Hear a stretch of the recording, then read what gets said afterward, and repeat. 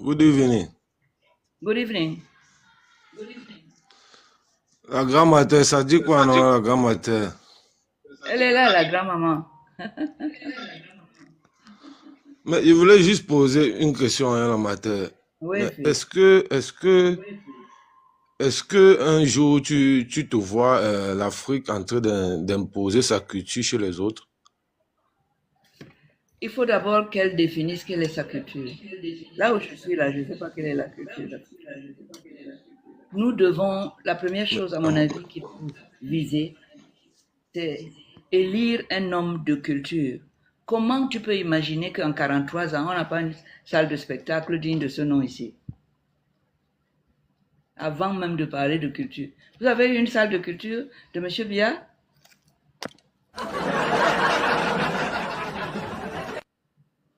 Oui. Salle de spectacle digne de ce nom? Vous savez quoi? En matière de culture, rien, zéro. Donc, il faut rechercher dans les candidats qui vont venir à nous des hommes de culture. La culture est très importante pour unir les gens. La culture est quelque chose de très utile pour être le lien dans une communauté et dans un pays. Donc, il ne faut pas prendre quelqu'un qui est bardé de diplômes, non, un homme de culture. Voilà, qui aime les mais la arts. matin, est-ce que cette façon de gérer avec les LGBT là, est-ce que c'est pas la minorité des Camerounais qui sont pour? Est-ce qu'on peut prendre La la question, minorité pour faire la majorité? il n'y a pas de minorité. Où les droits de l'homme sont ce que nous savons, c'est-à-dire universels. Si tu as le droit d'aimer la femme que tu es majeur, que ce soit hétéro ou pas, je n'ai pas à intervenir là-dedans. L'État non plus. Voilà la règle. L'État intervient pour protéger les relations des gens qui s'aiment, qui ne se battent pas, qui ne luttent pas, qui n'ont pas de violence. L'amour, c'est sacré. Tout le monde a droit d'être aimé, d'aimer et d'être aimé. C'est un commandement divin. Aime ton prochain comme toi-même. Qu'est-ce qu'on a à se mêler de savoir que toi tu aimes qui, moi j'aime qui? Non, on n'aime pas comme ça. Non, dans une société qui veut avancer ensemble, il faut respecter la Déclaration universelle des droits de l'homme qui met tout le monde dans une situation donnée, vous êtes tous égaux. Dans l'amour, vous êtes tous égaux, vous vous aimez. À partir de la majorité, tu t'aimes, même si les parents ne sont pas d'accord. La personne que tu aimes, on respecte. Vous essayez de bâtir votre vie, d'être heureux. Après tout, c'est ce qu'on recherche tous, le bonheur. Chacun a sa façon d'y parvenir, sous réserve du respect des règles comme la Déclaration universelle qui est là, qui pose les principes que tout le monde doit respecter. Tu comprends? Mais la maths, ça ne va pas jouer sur la démographie africaine. Au contraire, vous savez, la démocratie africaine, elle était bien en avance sur vos petites lois de Gavaï ici. Hein. Il parle de démographie. Sur la démographie, comment? Est-ce que vous obligez quelqu'un qui est hétéro à avoir des enfants? Est-ce que je peux librement décider que j'aurai des enfants ou pas? Est-ce que je peux décider du nombre Mais, d'enfants que j'aurai ou pas? mais puisque ça va Non, mais diminuer la écoute, démographie africaine. est-ce que alors vous obligez les gens à avoir un certain nombre d'enfants, chacun? Un hétéro, hein, un couple hétéro. Ça vous regarde? Tu peux intervenir dans un ménage qui dit que eux, ils auront seulement un enfant ou même pas d'enfant. Ils vont adopter. Comment tu peux faire ça? Le principe est là. On ne force pas. Chacun fait le nombre d'enfants qu'il veut. Hétéro ou pas hétéro. Ne t'occupe pas des homos qui ne font pas d'enfants. Je te signale que être homosexuel ne signifie pas ne pas avoir des enfants. Il y en a qui adorent les enfants et qui ont des enfants biologiques. Parce qu'aujourd'hui, avec le FIV, fécondation in vitro, un homosexuel a ses enfants qui ont son sang au labo avec une femme lesbienne qui, elle non plus, n'a pas besoin de l'introduction de la verge d'un homme dans son utérus. Elle aura des enfants. Donc, il ne faut pas mélanger la paternité et la sexualité. On peut avoir une sexualité hétéronormée et dire je ne veux pas d'enfant. Et d'ailleurs, même si on n'a pas dit, il y a des hétéros qui ne font pas d'enfants. On fait quoi? On les jette? On les met en prison? Non. Il y en a d'autres qui vont avoir 15 enfants, 20 enfants. OK? Donc, quelque part, la nature sait s'équilibrer toute seule. On n'a pas besoin de nous. C'est comme le fleuve que vous voyez là, au Vouri, là. Pourquoi ça s'arrête à la plage? Pourquoi l'eau ne va pas plus loin? C'est pas nous qui l'arrêtons. Elle sait qu'il faut s'arrêter là. Il ne faut pas qu'elle vienne ici à quoi? D'accord? Voilà. Quelqu'un dit en Mais ce la moment, matière, si c'était aussi simple ou aussi normal, c'est qu'on ne pourrait pas imposer. C'est ça le problème.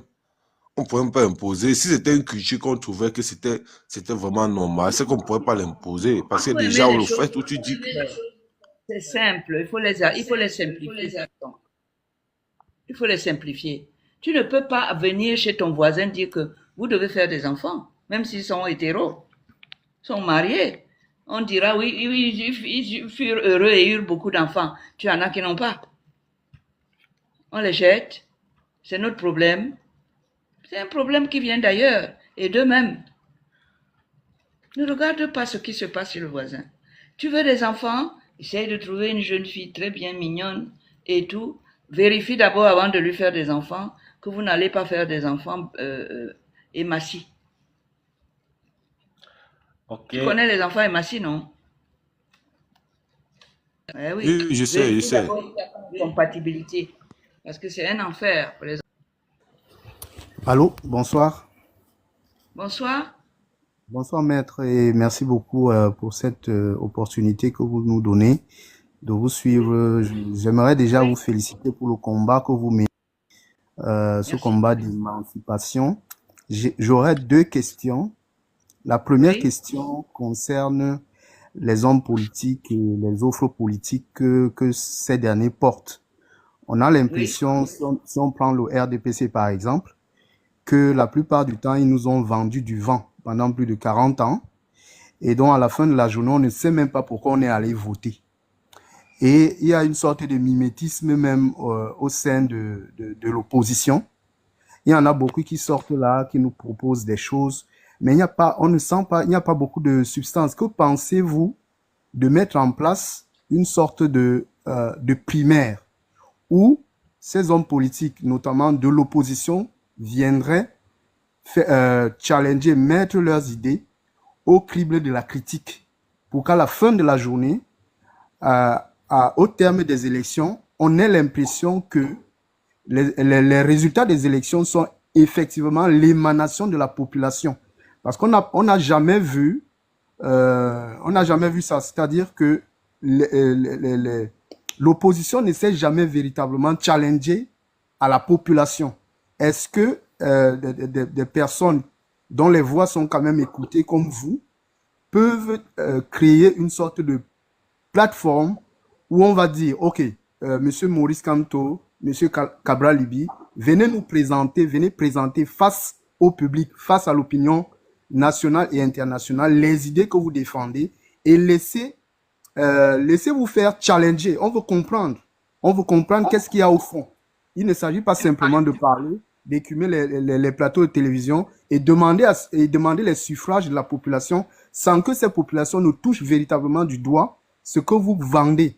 Donc ça, c'est la première question. La deuxième question, pour les libertés que vous défendez, est-ce que vous pensez que le Cameroun est suffisamment prêt? Est-ce que nous sommes suffisamment matures pour accepter les libertés?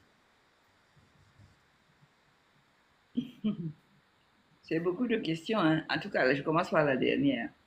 La Ok. liberté de chacun est la même pour tout le monde. On doit. Sécurité près de moi, donc. L'être humain, c'est une liberté fondamentale, naturelle. Un homme a besoin de liberté. Tu as vu quand tu fais un enfant, tu commences d'abord par le porter dans ton ventre. À un moment donné, tu le sors. Tu le mets dans le berceau. Tu continues à le laver, à lui donner le sein et tout. À un moment donné, tu lui rends sa liberté. Tu le fais passer à une nourriture qui lui-même peut manger avec la cuillère. Il marche. Tu n'es plus là. Tout ça, ce sont des faits de liberté. La liberté est inscrite dans l'être humain. C'est pour ça que tous les gouvernements pensent d'abord à travailler sur cette question de liberté fondamentale. C'est inhérent à l'être humain.